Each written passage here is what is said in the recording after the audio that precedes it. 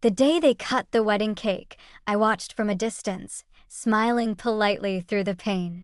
My ex stood tall in his tuxedo, grinning like a man who thought he'd won something. My best friend, or who used to be, stood beside him in a gown I helped her choose 3 years ago for a completely different occasion. They didn't see me. Or maybe they did and chose to pretend otherwise. The crowd cheered as they kissed. I stayed quiet, observing, remembering. I wasn't supposed to be there, but then again, neither were they. Not in my life, not anymore. Still, I showed up. Not to beg, not to interrupt, but because I had a secret to witness unfolding in real time. You see, before they could say I do, he needed to sign a prenup.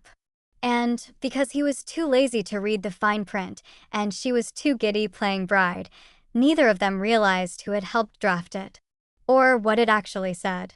Let them have their flowers, their champagne, their spotlight. Because what neither of them knew, standing at that altar in front of friends and family, was that their future together came with a ticking time bomb, and I was the one who planted it. And I wasn't going to lift a finger. I'd already done enough.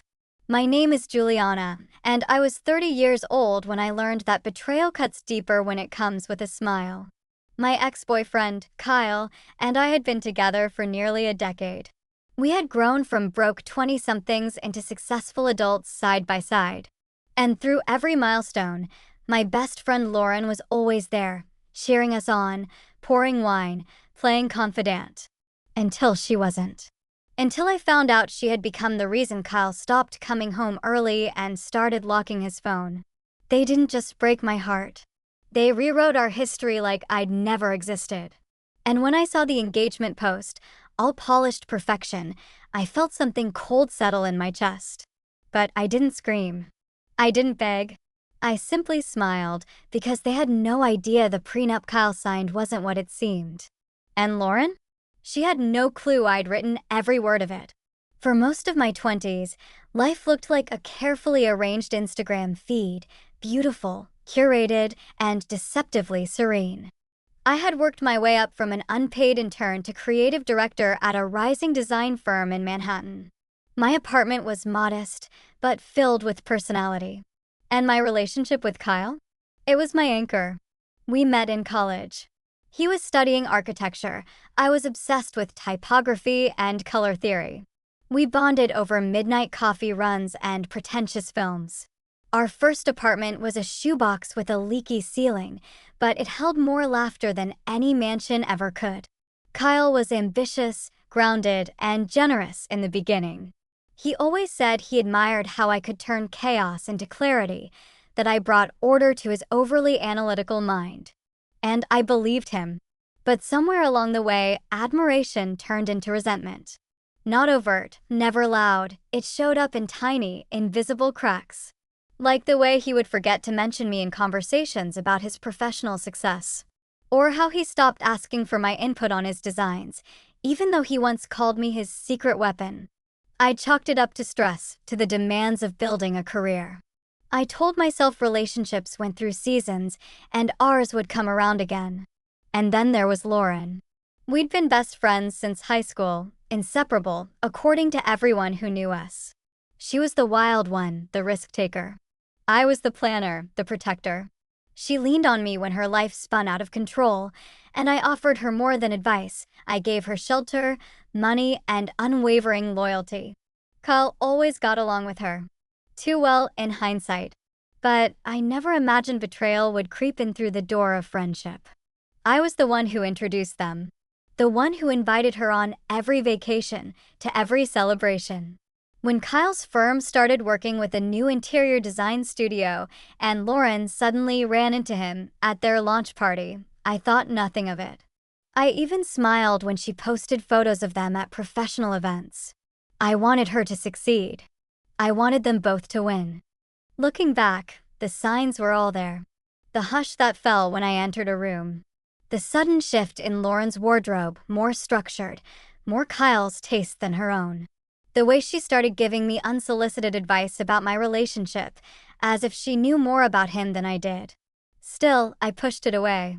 I believed that love, History and loyalty were enough. The day Kyle proposed, or pretended to, was a ruse I still can't forget. It was our 9-year anniversary. He planned dinner at the restaurant where we had our first date. He dressed up, held my hand, toasted to the next chapter. I thought that meant marriage. I even caught a glimpse of a ring box in his coat. But there was no proposal. Just silence. He told me days later he needed space. He said we'd grown apart, that we wanted different things. And before I could process the words, he moved out. No argument. No second chances. A month later, Lauren texted me a photo of an engagement ring. Her hand. His design. No words. I remember sitting in my living room, staring at that image until my coffee went cold. The betrayal was sharp, like glass under bare feet. But it wasn't the engagement that hurt the most. It was the realization that everything I'd nurtured had been taken for granted. That the two people I trusted most had rewritten our story and cast themselves as the heroes. And still, I said nothing. I didn't rage. I didn't warn them. Because in that moment, I remembered something Kyle had once signed, a document he thought was just another formality. A prenuptial agreement. Back when his firm was just a concept and I was helping him with branding, I had insisted he protect his intellectual property. It was my idea, my lawyer, and my wording. We agreed that any future partnership, business or personal, would be covered by that clause. And when we bought our first property together, he signed another version of that agreement, unaware that it expanded to include future marital assets tied to his designs. He never read the fine print.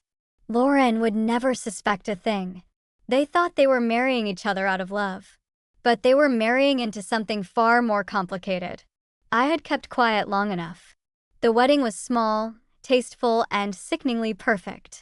I saw the photos before I even knew it had happened. Lauren, draped in cream lace, her hands wrapped tightly around Kyle's arm, the caption reading, "Forever starts today." She hadn't invited me, of course. That would have been too honest. It felt like the final slap. But it wasn't just personal anymore. It was strategic. They weren't just two people in love, they had become a brand. Lauren had started a lifestyle blog shortly after they got together, promoting their journey as a power couple, building their dream life. She shared photos of their modern home, designed by Kyle, gushed about his minimalist style, and posted inspirational captions about second chances and the right timing. What she didn't post, what neither of them seemed to realize, was that half of what she now flaunted had my fingerprints on it. The house they now lived in? I co-signed the original mortgage. The architectural renderings Kyle now licensed to corporate developers? He drafted those while under the financial umbrella of my branding business. Our old shared investments, which I'd rolled into a trust before our breakup, were still protected by the legal shell I'd set up with my attorney. And sitting in my office one evening, rereading the prenup he had once dismissed as just legal fluff, I smiled for the first time in months. Clause 14, subsection C. Any future marriage entered into by the grantor, Kyle D. Grayson, wherein the beneficiary, Lauren N. Hale, is not separately represented by legal counsel and fails to initiate a renegotiation of shared business assets, shall default to the terms of the original agreement signed under witness on February 19, 2019. In other words, everything he brought into this new marriage was protected by the document I had paid for, designed, and kept current, and Lauren had no idea. It was more than a safety net. It was leverage. I could sit back and watch her build her empire on sand. Or I could tip the balance. But I didn't act out of spite.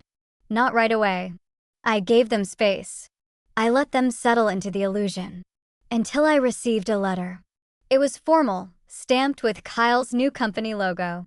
They were requesting a retroactive release of my intellectual claim on the Grayson modular line, a design collection I had helped develop years ago. The letter wasn't aggressive, but it was confident.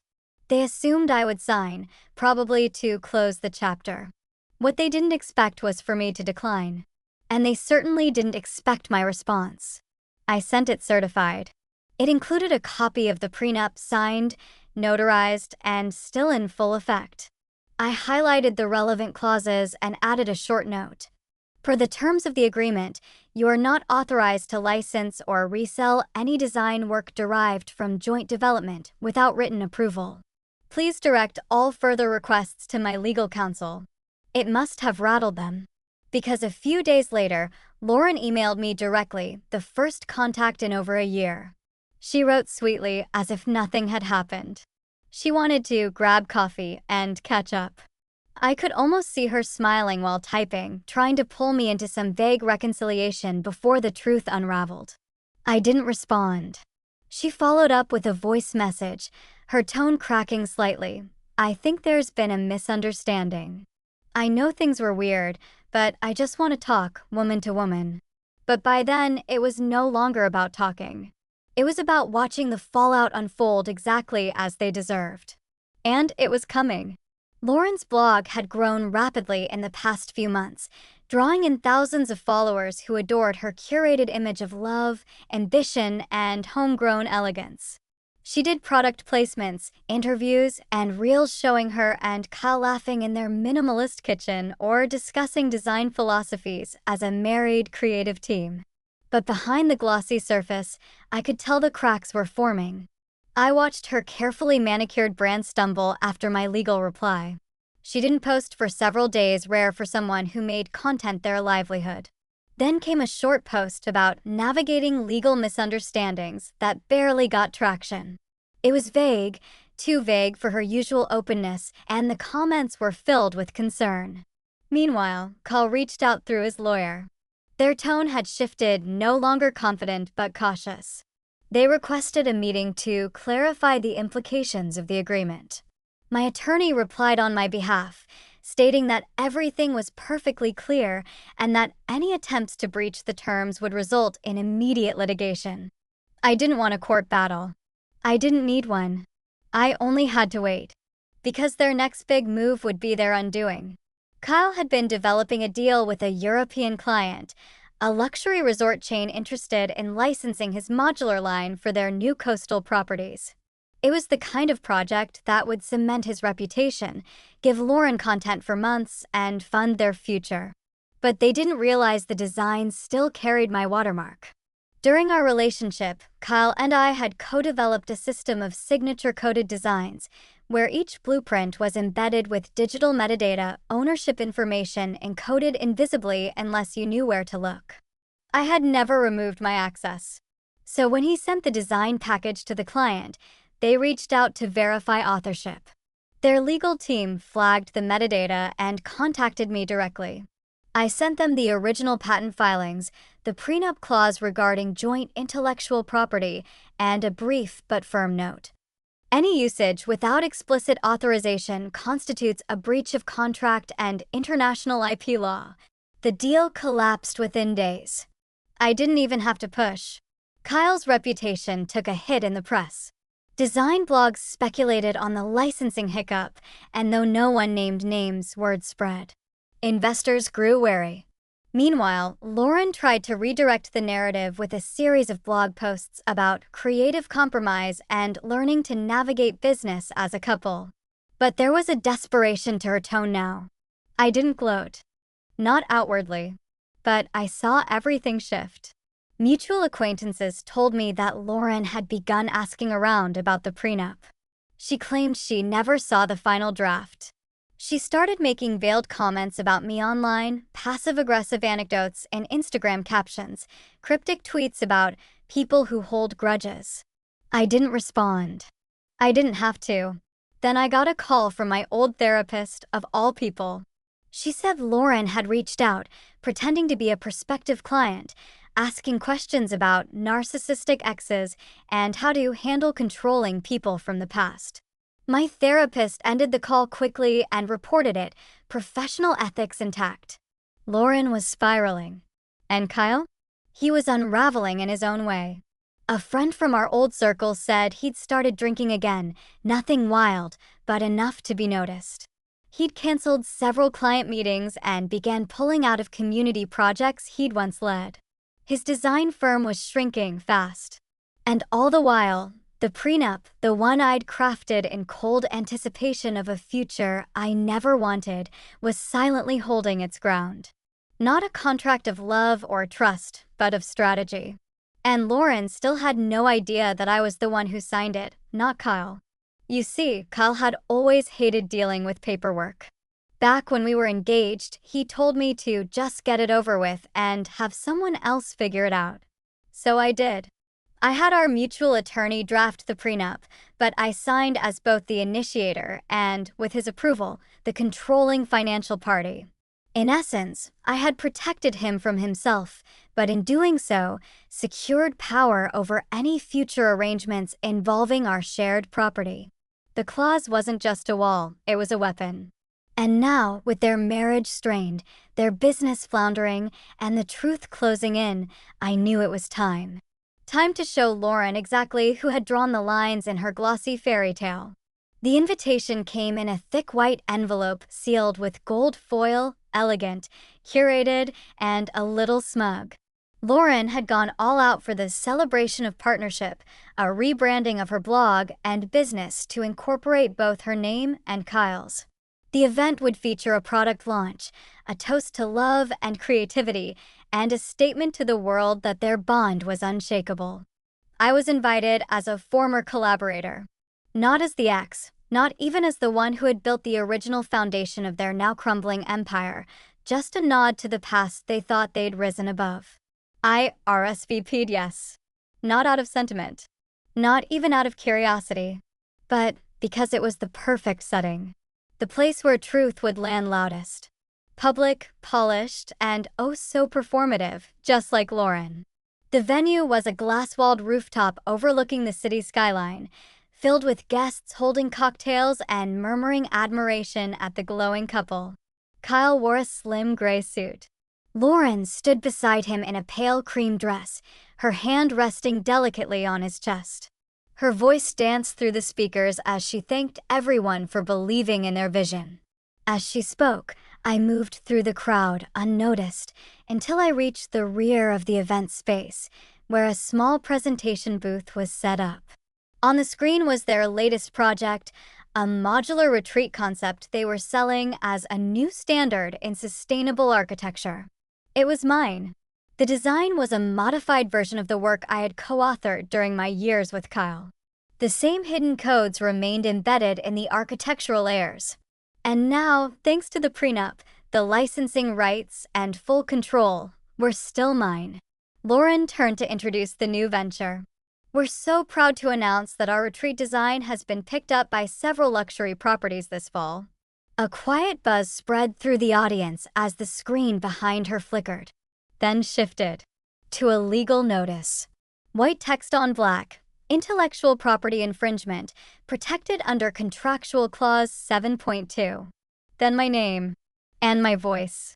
I'd recorded a calm, formal video stating that I had not authorized the use of the designs, that the couple had failed to obtain licensing approval, that the entire presentation, including the contract signed that week, was voided. Gasps filled the room. Kyle turned white. Lauren froze. I stepped forward then, slowly, giving the crowd time to part. I didn't shout. I didn't smirk. I simply made eye contact with Lauren and said, "You never asked who signed the prenup, did you?" She blinked, as if trying to process something too big, too fast. "I did," I said quietly. "I drafted it. I signed it. I protected the work Kyle and I created because I knew one day someone might try to take it." I looked at Kyle, who stood there speechless. "You handed over everything without checking the fine print." Security and event organizers scrambled to shut down the screen, but it was too late. The guests had seen it all. Whispers surged like wildfire. Sponsors would back away. Clients would cancel. The entire rebranding campaign would be tainted by one word stolen. Lauren's carefully sculpted image collapsed in front of a live audience. She didn't cry. Not yet. She stood there, stunned, understanding finally that the glossy future she'd tried to build on the ruins of mine had never truly belonged to her. Kyle tried to approach me, muttering something about misunderstandings. I didn't listen. I turned and walked away, my heels clicking on the polished floor, louder than any applause. After that night, I expected Lauren and Kyle to try and fight back, maybe file some half-hearted legal response, or blame the event sabotage on a technical error. But they didn't. There was no ground to stand on. The prenup, the one they had never read properly, had sealed their fate. The intellectual property rights were ironclad. The contracts they'd signed with vendors and investors unraveled. Lawsuits followed, and their business rebrand never made it past that rooftop. I kept things quiet on my end. I didn't gloat. I didn't give interviews or start a campaign to clear my name. I didn't need to. The silence, the dignity, the truth, they spoke louder than I ever could. I went back to my work with a clarity I hadn't felt in years. My designs found new life with ethical partners who valued collaboration, not control. I poured myself into those projects and they flourished. It wasn't just about getting even. It was about taking back the narrative. I didn't want Kyle back. I didn't need Lauren's friendship again. What I needed was peace, and I finally had it. I even allowed myself to feel a flicker of compassion for them. Not forgiveness. They had burned that bridge long ago, but a sad recognition that in their greed and ambition, they had lost everything they thought they were winning. They underestimated me because I loved quietly. But quiet does not mean weak. Some people mistake boundaries for bitterness. They call revenge petty or cold. But the truth is, not all revenge is about destruction. Sometimes it's about balance, justice, restoration. And when someone tries to build a life on top of your broken trust, you don't owe them silence. You owe yourself the full voice of your worth. So, to anyone watching, anyone who has felt cast aside while someone else stole the credit, the love, or the life you built, I'll ask you this. Have you ever let someone walk away with your story, only to realize you still held the pen? Because I did. And I rewrote the ending.